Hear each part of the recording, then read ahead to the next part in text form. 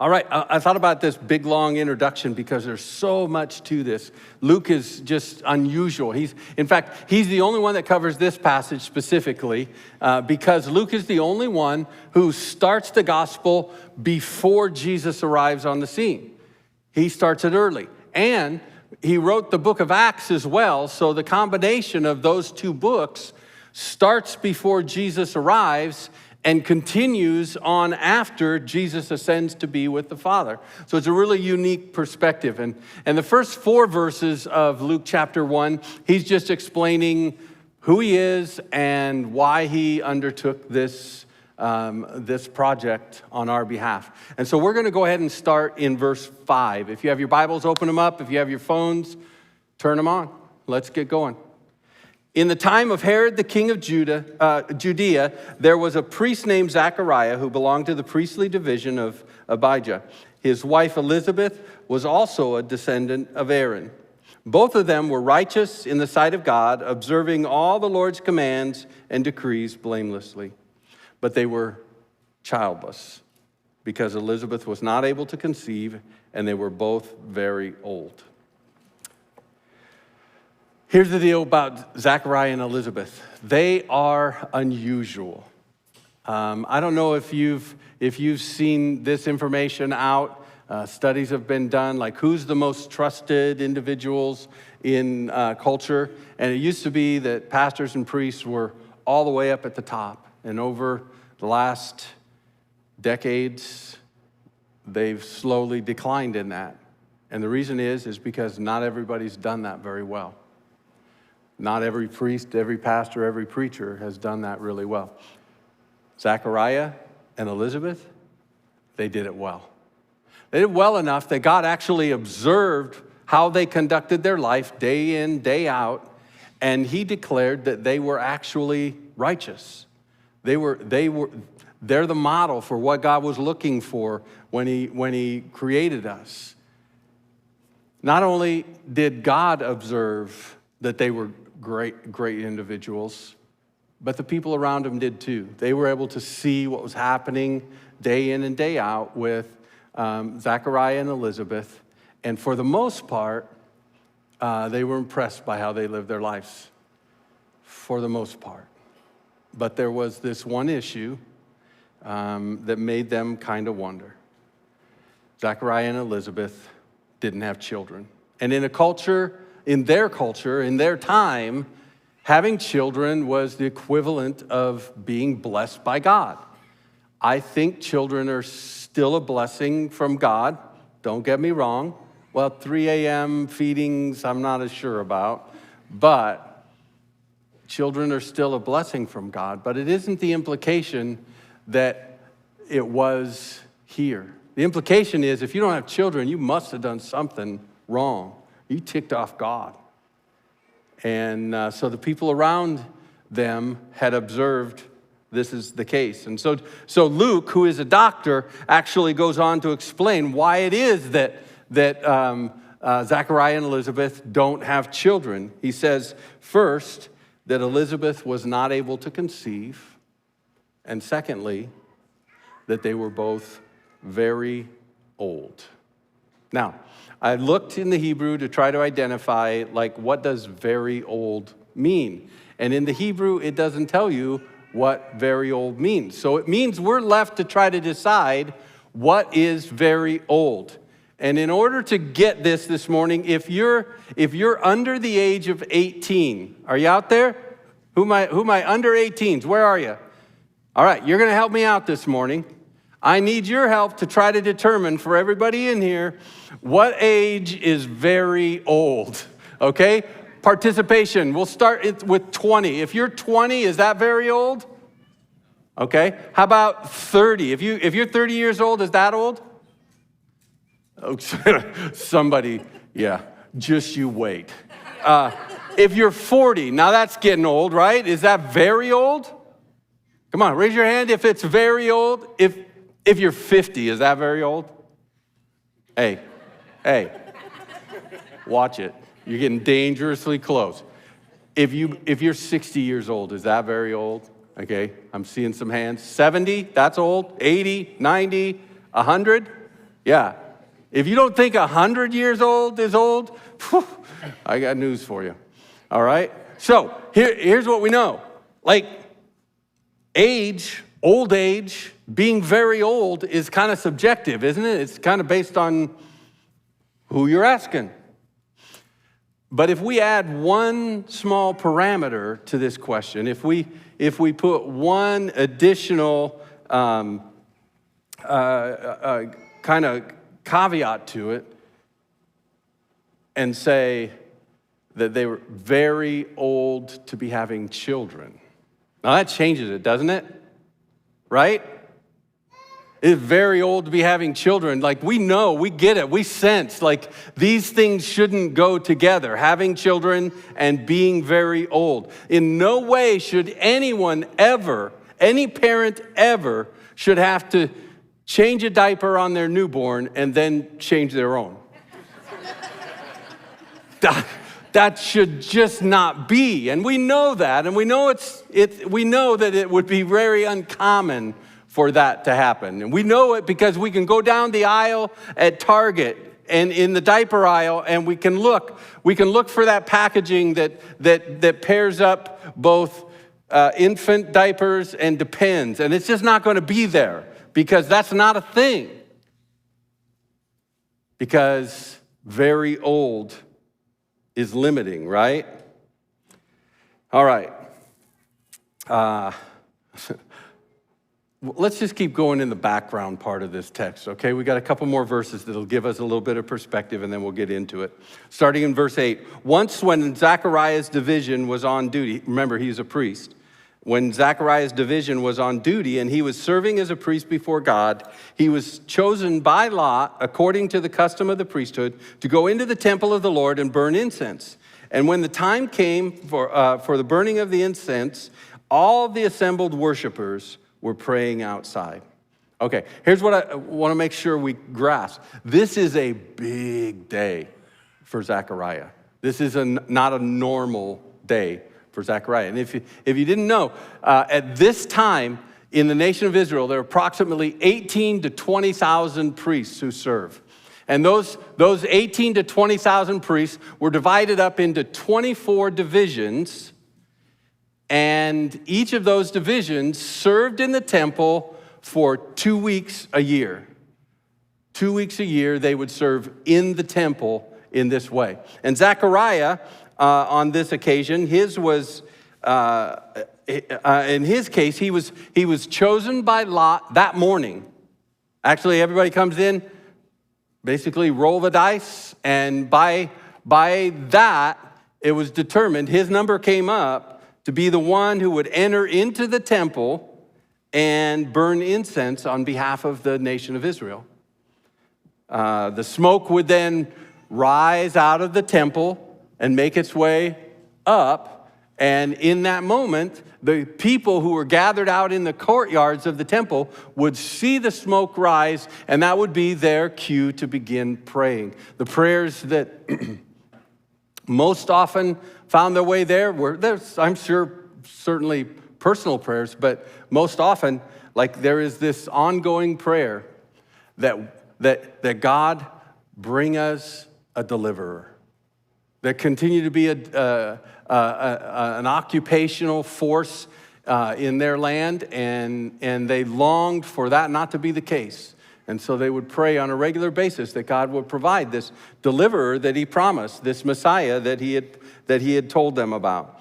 And so this would happen, and as the smoke rose up, that symbolized the prayers of God's people ascending to God. Now for Zechariah, this is a one-time opportunity. Only once in your lifetime. It was a one and done. You could never do it again if you've made the offering of incense in the temple. One time. In fact, most priests never got the opportunity to do this. It was a rare occasion for them. And so that sets the stage for what comes next. But you need to know, this is no ordinary day for Zechariah. This is a special day. Verse 11, we start to get into the story. Then an angel of the Lord appeared to him, standing at the right side of the altar of incense. He's alone in the temple at this point. When Zechariah saw him, he was startled and was gripped with fear, you might imagine. But the angel said to him, "Don't be afraid, Zechariah. Your prayer has been answered. Your wife Elizabeth will bear you a son, and you're to call him John. He will be a joy and delight to you, and many will rejoice because of his birth, for he will be great in the sight of the Lord. He is never to take wine or other fermented drink, and he will be filled with the Holy Spirit even before he's born. He will bring back many of the people of Israel to the Lord their God, and he will go on before the Lord in the spirit and power of Elijah to turn the hearts of the parents to their children and the disobedient to the wisdom of the righteous, to make ready a people prepared for the Lord." Now, this passage is actually a quote from Malachi. In fact, it's the last words in the Old Testament. If you have your paper Bible, you're going to turn the page from Malachi chapter 4, and the next thing you're going to run into is the New Testament book of Matthew. So it's the last time a prophet of God has spoken on behalf of God to the people of Israel. And it's been 400 years plus since Malachi was on the scene. So silence in the relationship between God's people and God for 400 years plus. And this day, God chooses the angel Gabriel to break that silence, to tell the nation of Israel something new. All week this has been kind of stirring in me, kind of bothering me when I'm thinking about this prayer. Your prayer has been, what prayer has been answered? As we read through the rest of that passage, it appears to be that the prayer that's answered is the prayer for a baby, right? But let me ask you this. So, in their 20s, Zechariah and Elizabeth probably had begun to try to have children. Everybody around them was having kids. They probably wanted to get in on that, and they didn't have any success. So now they're moving into their 30s, and you think they're probably praying about this now? You think it intensifies their prayer efforts maybe just a little in their 30s? As they get to their 40s, man, it's pretty easy to imagine that those prayers are almost desperate, right? God, please give us a child. But at some point, do you imagine, like I do, that they begin to give up on that prayer? Like at some point, like that's not realistic anymore, that maybe into their 50s, they're thinking, yeah, I don't know if that's a good idea now. I think maybe we just give up on that. If not, surely by the time they're in their 60s, there's some real health risks going on here, right? And my guess is, by the time we arrive in their 60s, which is where we believe they actually are, it's probably been quite a few years since they last prayed, God, give us a child. Gabriel assures Zechariah that this son of theirs is going to bring them great joy. And it's a beautiful word in this passage. Pay attention to it. He's going to bring you great joy. And what else? Many are going to rejoice because of his birth. Not just you guys. Many will rejoice because of his birth. He's going to be something special in God's eyes. He's going to do things like bring people back that have been a long ways away from God. And he's going to precede the Lord. He's going to be the forerunner for the Messiah, Jesus, to come. So as I read through this week, I'm just thinking to myself, I wonder which prayer it is that God has answered. Is he answering the prayer that Zechariah and Elizabeth would have a baby? Or is he answering the prayer that the nation of Israel would finally have its long-awaited deliverer?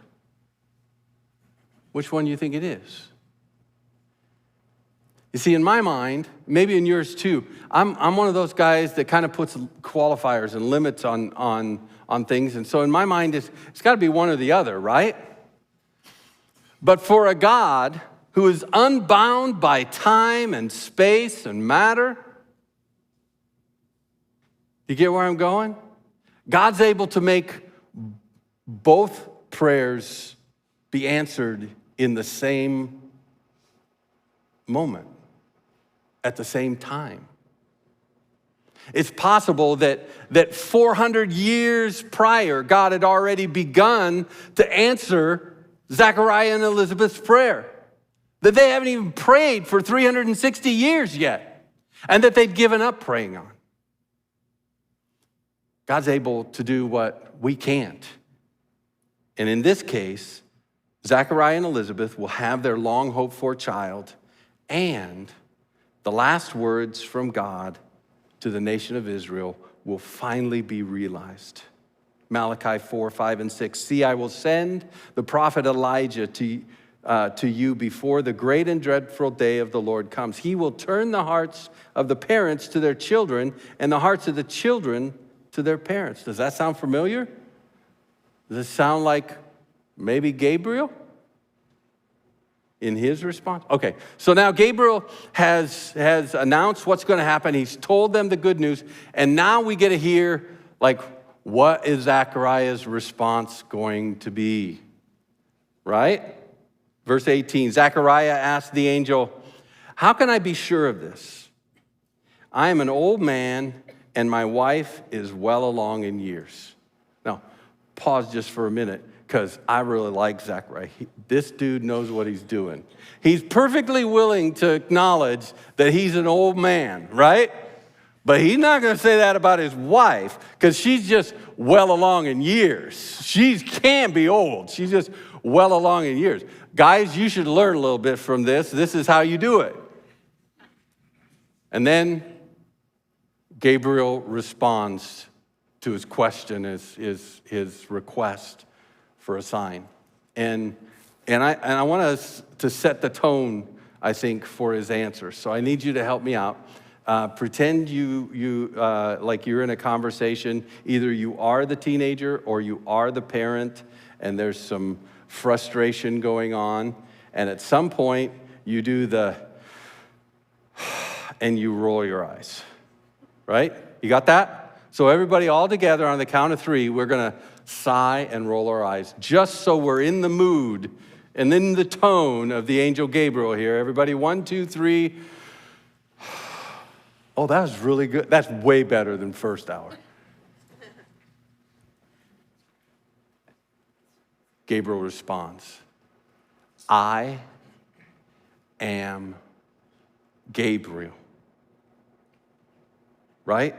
I am Gabriel. I stand in the presence of God, and I've been sent to speak to you and to tell you this good news. What else do you need, for crying out loud? Right? And now you will be silent and not able to speak until that day happens, because you didn't believe my words, which will come true at their appointed time. So I've been thinking through this passage all week. I found myself more and more like, I think I get Zechariah. And even in this moment, I feel like it's not a totally, I understand that response. It's not out of left field. Like, you think about it. He's been trying to have a child for 40 plus years. It does not happen till now. Some dude suddenly appears and says, hey, surprise, right? That's not unreasonable to have some wonderings and some questions in my mind. But here's the thing. This is not some dude. This is the angel Gabriel. The angel Gabriel, one of 2 angels in your scriptures that are identified by name. This is Gabriel. He stands in the presence of God. He is employed by God for his purpose and to serve his people. And he is bringing you the best news of your life, right? The answer to your prayers. You can probably debate whether Zechariah's court-appointed silence is a sign that he was asking for, or whether it was discipline because of his lack of faith in that moment. But regardless of what you think it is, either way, you have to be able to sense the irony that's in this, okay? Think again with me. On this day, this is the greatest day of Zechariah's life, hands down. There's nothing that's ever come close to this, right? He's got a once-in-a-lifetime opportunity to serve in this way in the temple. Never before, never again. This is the greatest day of his life. He's been given the great news that the long anticipated and hoped for and prayed for child is going to happen. In addition to that, let's not forget that this is the day, like 400 years, God has been quiet. And this is the day that he's going to communicate with his people again. And he chose Zechariah to communicate with. This is an incredible day. And we haven't even talked about the fact that in this moment, God is revealing to Zechariah that the Messiah was on his way. This is an incredible day, the best day of Zechariah's life, and he couldn't tell anybody about it. He lost his voice. Can you imagine? He alone, one person, received this good news because of his skepticism or his doubt or his fear or whatever it was that made him ask for a sign. He couldn't communicate the most important. Can you imagine that? The best thing that ever happened in your life, and you couldn't tell somebody. Whether it was a sign or discipline, we may never know, but we do know this: it was effective. Because both Zechariah got the point, right? He got his sign, he knew this is all true, and the people around him discovered it was true as well.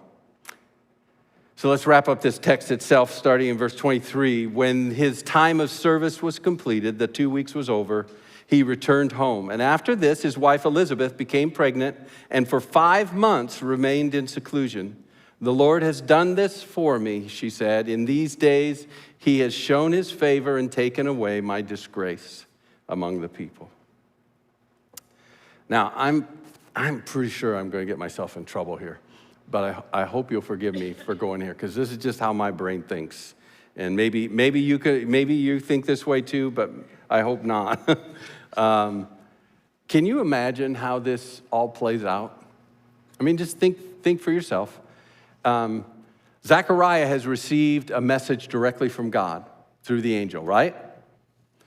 Elizabeth's not there. She has no way of knowing that this has happened. So here, after his 2 weeks are over, Zechariah heads back home, and he has to communicate the message about what God told him through the angel Gabriel, right? I imagine that this is kind of an awkward conversation at best. When you're able to use your words, it goes something like this. Because once you describe to your spouse that you're going to have the child that the angel promised you, then you gotta. There's certain activity that takes place for the conception to happen, right?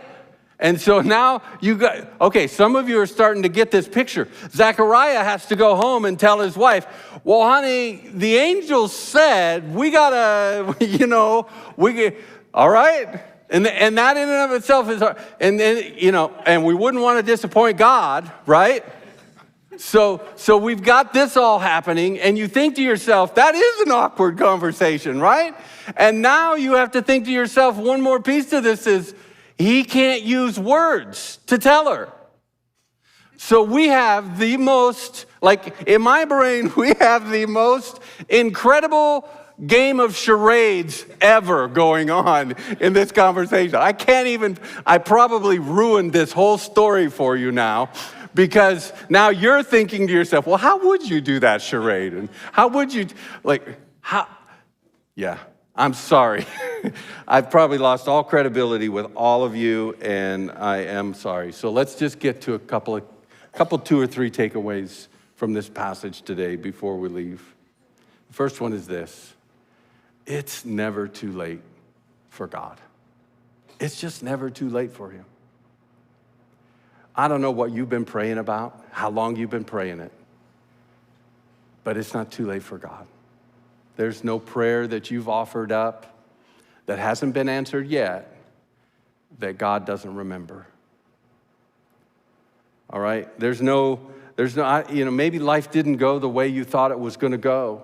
Your expectations about what it's supposed to be like. Maybe not yet. But it's never too late for God. Don't stop praying. Don't stop praying. Persistence in prayer is really significant and important. But in Zachariah and Elizabeth's case, their experience should also remind us that God doesn't forget our prayers. And in another kind of twist of irony in this passage, do you know what Zechariah's name means? God remembers. God remembers. When Zechariah forgot, God remembers. Secondly, that this season is not a wasted season in their life or possibly in your life. Barren is a word that has been used to describe women who've not been able to conceive a child, and it's a really harsh word. It's a painful word. It's a word that brings and carries so much pain and disappointment and shame and hopelessness. And if this is the word that describes your journey today, please let me say, I'm sorry. I am sorry for your circumstances. And I'm sorry even that our text today broaches that subject and makes it possibly painful for you today. However, regardless of whatever your season of struggle is that you might be going through, let me also remind you that God is not wasting this season in your life. God is somehow able to use even our darkest seasons, our hardest struggles in life, to work his plan out in our lives. While even leaving the house was painful for Elizabeth, God was working a way for them to experience joy like they hadn't experienced before. And he was able, in the same moment, to advance his kingdom forward. If you're in a season right now, I pray for you. I pray that God wouldn't waste your struggle, that he'd help you endure the struggle that you're going through, that you would be able to sense that God is for you, that you'd be able to recognize just how close God is to you in this season. And lastly, that the good news about Jesus requires a response. Sometimes we respond like Zechariah with a little bit of skepticism and doubt, sometimes even more severe denial. But like Zechariah, God does not leave us where we were. In fact, if we read down a little bit further in the passage, when his son John the Baptist finally arrives on the scene, The family wants to name him Zachariah because they need a little junior running around the house.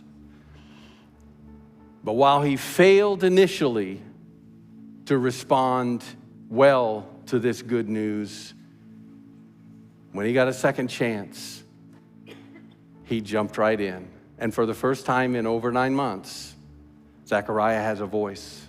And he uses that voice to say, God said his name will be John,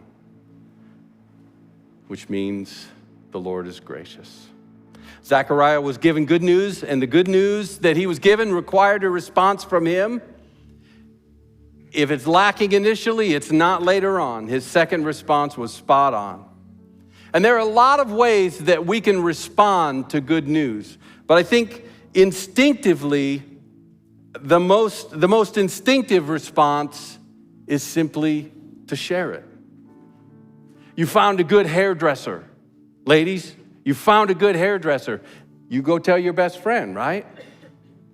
Somebody in the front row last hour said, no, because then they'll fill up the schedule. I won't be able to get. No, you're going to tell your best friend when you find a good hairdresser. If your favorite volleyball team makes it to the NCAA tournament, we're going to cheer. We're going to celebrate. We're going to tell. If Costco has gas for $1.99, you better believe first we're going to go fill up our tank, and then we're going to fill up any other tanks we have, and then we're going to tell everybody else around us that Costco has $1.99 gas, because that's good news. But you guys, we don't just have good news, we have the good news. And the good news about Jesus requires a response from you. What are you going to do? You're going to go tell it. This Wednesday night, one of our students in collective student ministry came running through these doors to tell what had happened to her that day. She, 2 years ago, had invited a friend to come to Easter services with her, and they came.